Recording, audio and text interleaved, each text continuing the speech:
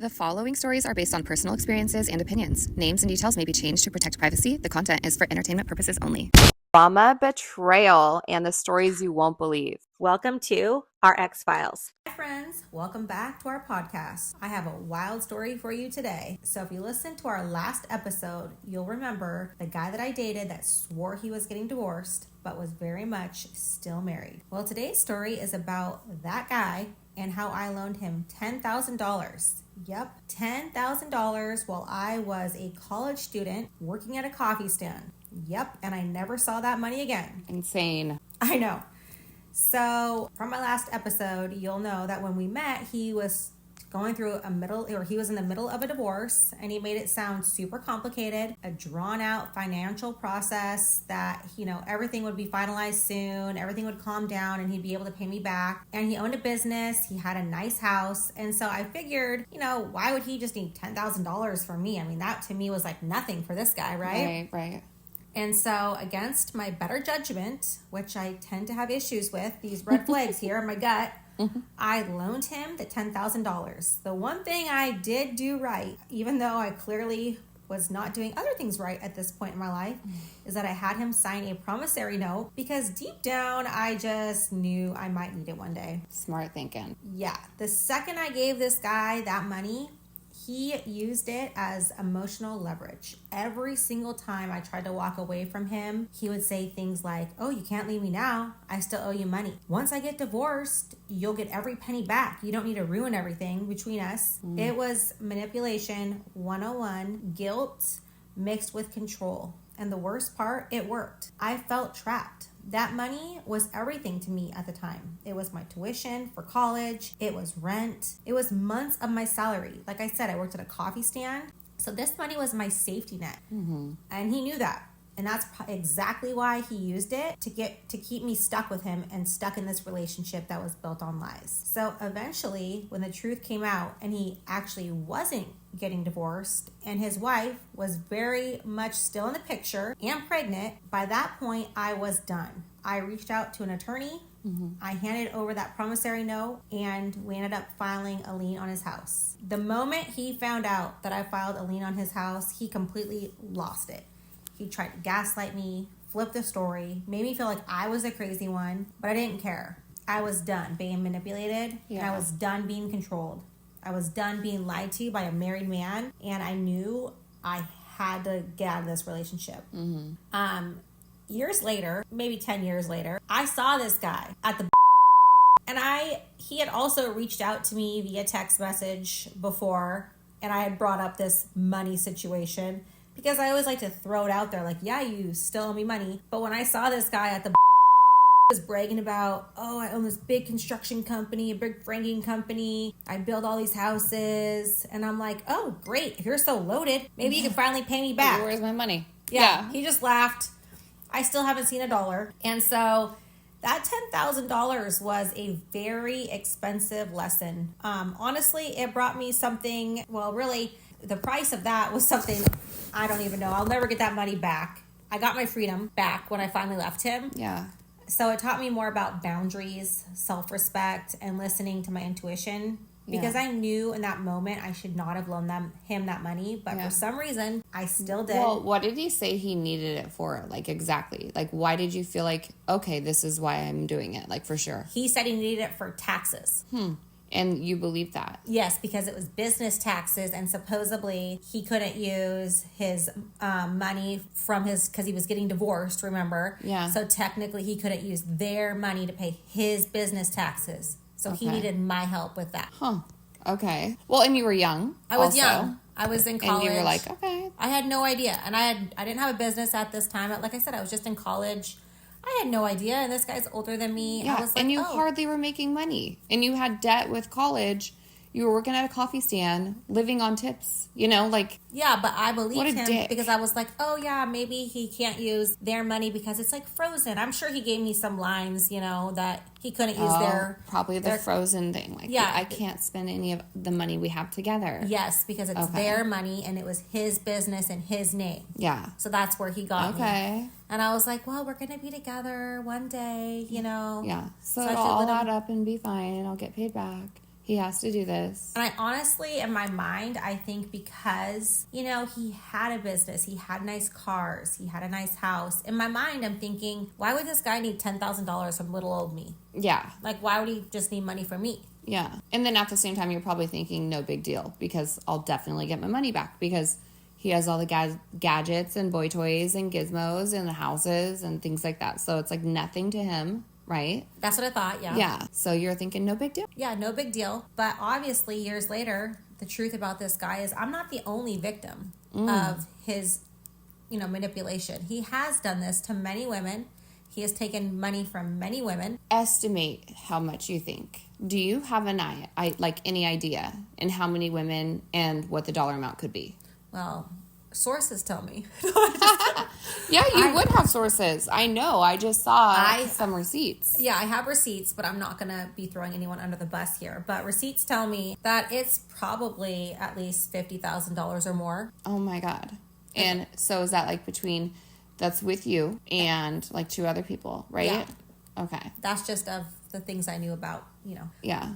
He reminds me of the Tinder Swindler. And I know I said that like before we started recording, but the more I think about it, he was going from woman to woman to woman, and he would use money from each woman to fund the other woman or whatever he was doing in his lifestyle to make it appear like he has money. Yep. So that's like the classic Tinder Swindler. And that's the local Tinder Swindler that we have here. Oh, we have one of those? That's him. Yeah. Clearly, I need to like follow this story. Yeah. Well, we don't have one. I think he is the local one. But did you not see that on Netflix? Yeah. You need to watch it. It'll probably remind you of him. I have not ever even Yeah. heard that. Because the Tinder Swindler on Netflix would, you know, like live a lifestyle, show a lifestyle, and then he would be like, oh, I need money for this. There's an emergency that happens. So the girl that's in love with him, he's like, we're going to get married, la, da, da. She would send money, wire it, you know, like 10 grand or whatever. He would use that 10 grand to fly another girl in, acting like so bougie, wearing Balenciaga and Versace, fly her on a private plane, and then show her a lifestyle like, oh, I'm so like wealthy. So then he'd be like, oh my gosh, my debit card got taken, or my, you know, whatever, you know, I have no money with me right now. Do you think you could wire me money? So then she'd wire 40 grand, you know, because she thinks it's nothing to him, you know, like for the 2 nights at the hotel. He's like, I wasn't able to check out because I don't have my card. Could you just cover that real quick? I'll get you back by the end of the day. You know, I mean, it just kept going. Like, oh, yeah, this sounds exactly like this Exactly. That's what I'm saying. So there was a Tinder Swindler in the United States or wherever, but he's similar to that, and he's here in Washington, like, you know, doing the same shit. Oh, yeah, absolutely. Yeah. And this guy, every time I would try and leave him, he would send me pictures of cash. It was just... What the fuck? I know. Crazy. Wait. And me, like I said, I am making minimum wage at a coffee shop, waking up at 3 a.m. to get to work at 4 a.m, working my butt off. Yeah. Then going to college. So I'm like, oh my gosh, he does have the money. Maybe I should forgive him. Maybe I should see him one last time. Maybe I should play this game with him, like, so I can get my money back. Yeah. And years of these games, always with him, worked on me. And then obviously I loaned him the money, and then he drug me around a little bit longer until I was like, this guy's never paying me back. And I'm just like, I have to like cut my losses here and just get out of this relationship. So he still owes you 10 grand. Yeah, technically he still owes me 10 grand. However, I have a lien on his house. Good. So I guess maybe one day I'll see that money. We'll see. And maybe it'll be appreciated. I sure hope so. Yeah. Maybe it'll be worth more than 10 grand by then. One can only hope. Yeah. Pain and suffering too. Yeah. Add that on. I need it. Yeah. So if anybody out there is dating someone that says they're getting divorced, like I said before, wait till they are divorced. And if a man ever, whether they're married, your boyfriend, I don't care who they are, if they ever try to use your money to keep you, that is not love. That is control. Yes. So really think twice before you're loaning people money, whether it's a relationship, a friendship. I mean, obviously, my mom did teach me a lot of great lessons. She always said, if you're going to let someone borrow money, consider it gone. Ooh, yeah. I mean, literally, if you have enough money that you're going to let someone borrow it, you have to consider it gone. Because, the likelihood of you getting it back, it is rare. I mean, there are a lot of honest people out there, but there's a lot of people that are not honest out there. And so I've learned that hard lesson not only in relationships, but friendships. So if you are willing to loan someone money, be willing to not get that money back. Yeah. Because in this case, I walked away from $10,000, but I also walked into peace. I got my power back and my freedom. And anybody has known this story about this guy I was dating, and here's the stories to come. Yeah. My freedom from this man is priceless. Yeah, I was going to say. I mean, literally, I would have paid anything to get away from him. Yeah. And so that money might be gone, but I got me back, and that is worth way more than $10,000 could ever be. Amen. Yes. I love that. So tell us what your story is about today. Okay. So the story I'm going to share today is actually kind of funny, but not really. I was like, wait, you have a funny one? This is getting real interesting. This one does not involve like courts or CPS. Oh. This one's a little bit more light and funny, which is not usual, but it's reflecting back. It's kind of fucking like hilarious. So imagine like loading your 4 kids into an RV for like a family road trip. Everyone's like so excited. You got all the games packed away. Everything's organized. Snacks are packed. You remember like back in the day CDs were a thing? Yes. This is like back in the day when CDs were a thing. Like a mixtape? Like a mixed CD with all the cool songs? Yes. So I had playlists ready and like Kids Bop, I had all this stuff going on, and then their mom hands you a CD, and that plays a song about praying for someone to die. So that's where this shit gets, like, it's the irony in it. I mean, that's when the mixtapes were happening. So it was supposed to be a memory maker weekend, right? I grew up, and you know this, going to Moses Lake every single summer with my family, my sister, my mom, my dad, friends, whatever. And we decided as husband and wife to make it like a thing that we do every summer with our family, our kids. And so it's supposed to be a memory maker weekend. Our first real family road trip in the RV, because we had one at the time. We'd done a few like RV trips, but not like for several days at a time to a specific spot to be like a what do you call it when you do something every year? Tradition. Like tradition. Yeah. So it was meant to be a tradition type thing. So we had our 4 kids, endless snacks, way too many pillows, the whole drill. We were headed to Moses Lake, the kind of place where you leave your worries behind and just breathe. So it was me and my husband, our 2 little ones, and we pull up to pick up the boys from his previous marriage. They came running out like so excited. They had their backpacks on, bouncing, all smiles, ready for a fun adventure. And from the front porch, their mom, she calls out, like cheerful as ever, "Hey, I made you guys a CD for the road trip." I remember thinking, okay, that's actually kind of nice. Yeah. Because for once, it felt like normal. Like, oh,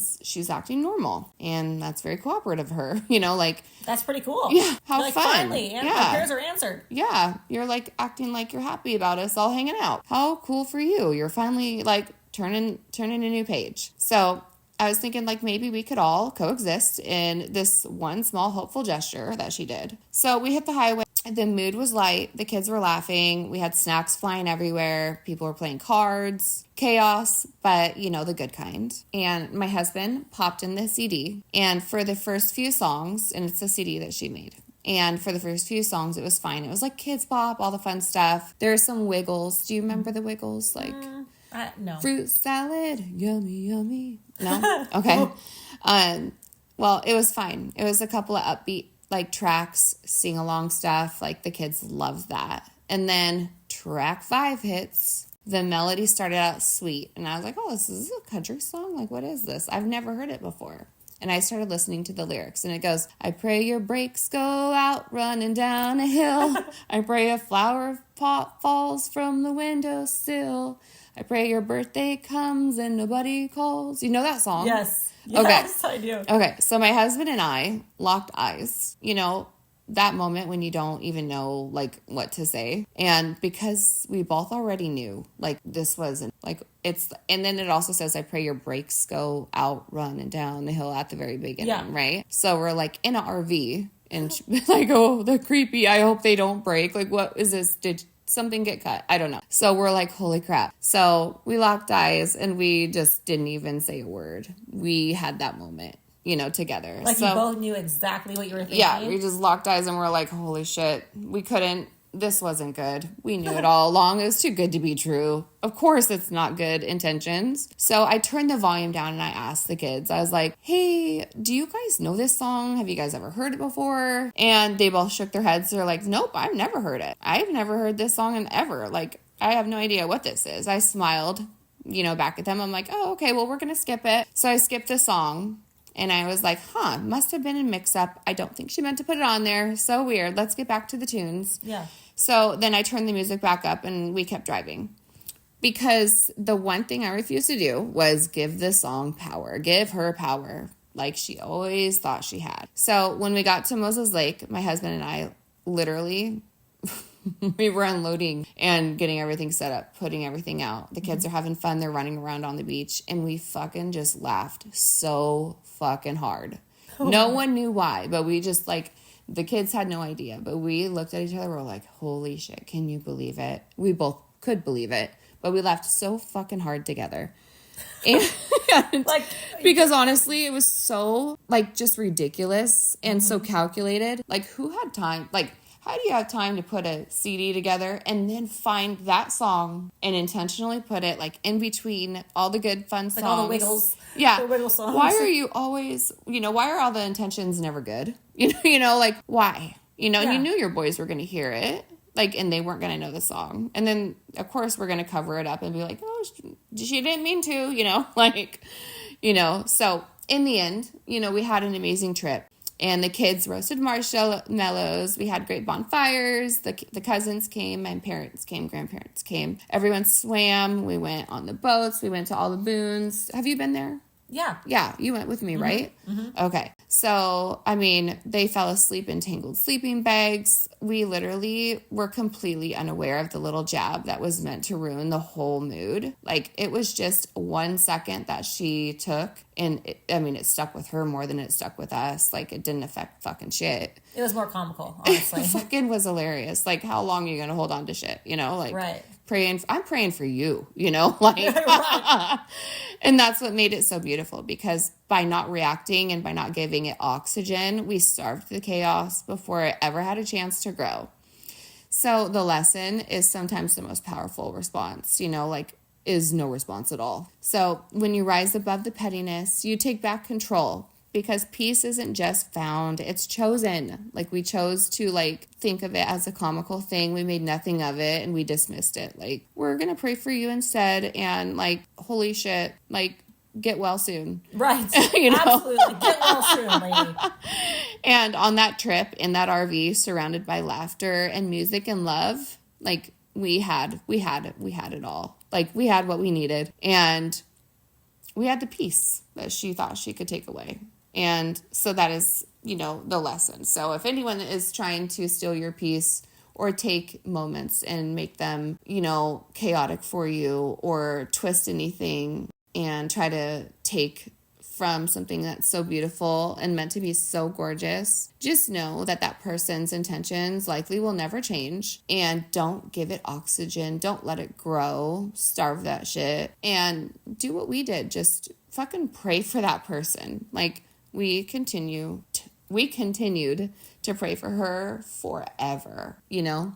And whether those prayers were answered or not, you know, our intentions were good, and she took nothing from it. Like, we gave her zero power. So don't give anyone power over your family vacations or your family time or your family in general. Like, laugh it off, get stronger, and bond over it. And definitely don't let the kids know, like, during that time, like, what's going on. Protect them from their own parent, you know, and the parent's decisions to try to ruin things, because, you know, they obviously are ill-intended and they don't know any better. And I think that's great advice, because a lot of times parents, especially in divorce situations, I think oftentimes they let the other person ruin their time, ruin their mood, ruin their, if you have a spouse, like an ex-spouse that's, doing horrible things to you, oftentimes, whether you like it or not, unless you have a really good sense of control, it does affect your mood, and then it will affect your time with your own kids, and that's giving them the power. That's giving them power to control your life still. Yeah. So, and that was her intention. Yeah, that but she didn't win. The whole thing. Yeah. But I just think a lot of people allow their exes to drag them down, and then I think that's really hard on the kids, because then it does affect your quality time with your own kids, because they're allowing that person to still affect them, right? We could have listened to it and chosen to be upset, I could have been mad at my husband for her behavior, or mad at the kids thinking like, how did this happen, or your mom's, why'd she do that, can you guys believe your mom did that? I could have totally spun it, and I could have let it consume me. I could have let it consume our entire time together, but having lived the life we had together and knowing that every day would be something new and similar, you have to be the bigger parent, you have to be the bigger spouse, and you have to love hard. You have to love so hard to get through those things, because it was every day. It was always something. It was literally always something to try to take away from the moments, because maybe she didn't want us to have fun family moments. Maybe she didn't want us to have a good time. Maybe she thought in her mind that this would ruin our time together. We would just be like, oh my God, this is the absolute worst. I don't even want to go anymore, Yeah. Well, I think what you said is actually a really important lesson for people that are in blended families, is that what you said is that you could have gotten mad at your husband. And I think a lot of spouses, when they are remarried, oftentimes when the ex does something, then, the new wife or the new husband blames their person that they're with for the other person's behavior. Yeah. And it affects that new marriage, but you can't control what your, husband's ex was doing.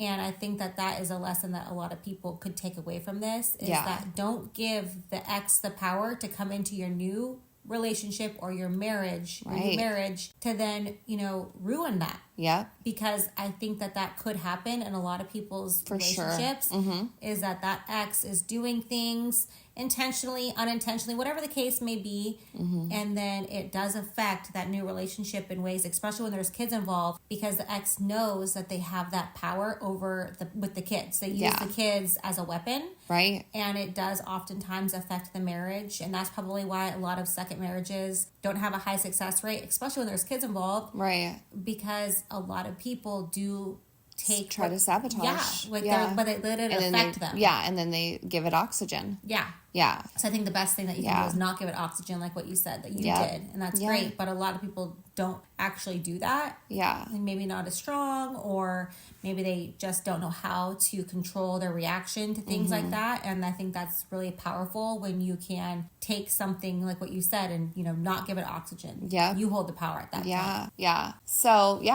definitely. If you're on one side with your spouse, instead of giving it oxygen, give each other oxygen, feed each other that love, and grow together stronger. And if you are on the other side where you're that, ill-willed ex, don't sit down at a computer and waste your time trying to ruin something beautiful.